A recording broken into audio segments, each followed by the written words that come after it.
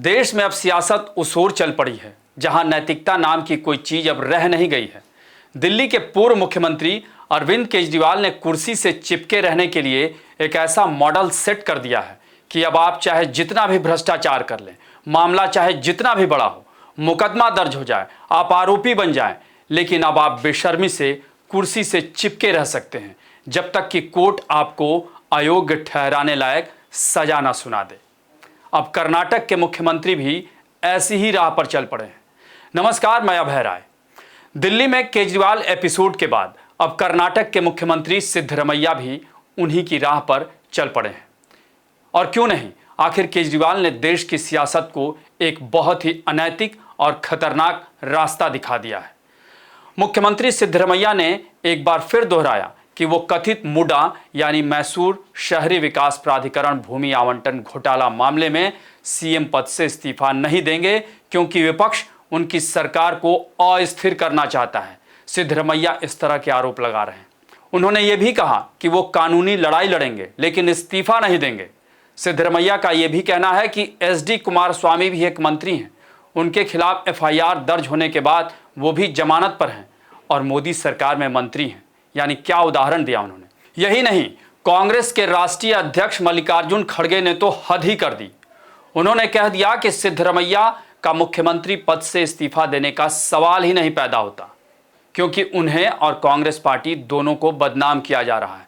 खड़गे ने कहा कि इस मामले में कानून अपना काम करेगा और मुडा के लोग कार्रवाई करने के लिए स्वतंत्र हैं। यानी सोचिए ये किस तरह की दोहरी राजनीति और दोहरा मापदंड है। आपको बता दें कि कर्नाटक के मुख्यमंत्री सिद्धरमैया के खिलाफ मैसूर लोकायुक्त में एफआईआर दर्ज की गई। कोर्ट ने मैसूर लोकायुक्त को मुख्यमंत्री सिद्धरमैया के खिलाफ मैसूर शहरी विकास प्राधिकरण यानी मुडा में कथित घोटाले की जांच करने के आदेश दिए थे और इसी के तहत सिद्धरमैया के खिलाफ एफआईआर दर्ज की गई और फिर जांच भी शुरू हो गई। शिकायतकर्ता आरटीआई कार्यकर्ता स्नेहमयी कृष्णा की शिकायत पर कोर्ट ने मुख्यमंत्री सिद्धरमैया के खिलाफ एफआईआर दर्ज करने का निर्देश दिया था।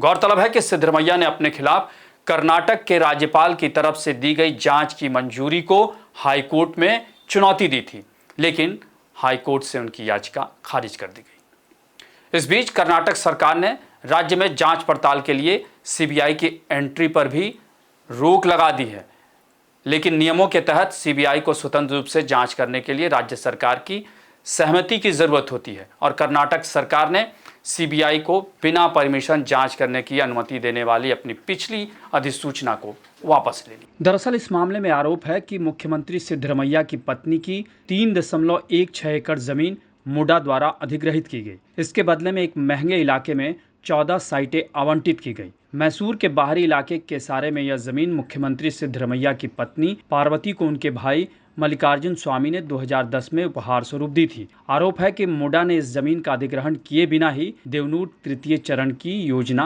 विकसित कर दी और पूरा मामला इसी को लेकर गर्म हुआ और यही विवाद की असली वजह बनी। यानी कुल मिलाकर अगर हम देखें तो इस मामले में ये तो साफ हो गया कि अब जिस तरीके से सिद्धरमैया मुख्यमंत्री पद से इस्तीफा नहीं देंगे, यानी इस मामले में एक तरह से उन्होंने एक नज़ीर जो गलत है उन्होंने पेश करने की कोशिश की कि अब चाहे किसी भी तरह के किसी पर आरोप लगे वो इस्तीफा नहीं देगा। यानी जो सियासत में एक नैतिकता नाम की चीज़ थी, अब केजरीवाल एपिसोड के बाद अब लगता है कि सियासत से वो बिल्कुल विलुप्त हो जाएगा क्योंकि कोई भी मंत्री जिस पर इस तरह के आरोप लगेंगे, मुकदमे दर्ज होंगे, वो अब इस्तीफा नहीं देगा। आपको हमारी ये रिपोर्ट कैसी लगी उसे कमेंट बॉक्स में ज़रूर बताएं और अन्य खबरों से अपडेट रहने के लिए बने रहें हमारे साथ, क्योंकि हम हैं बुलंद भारत टीवी, ताकत आपकी।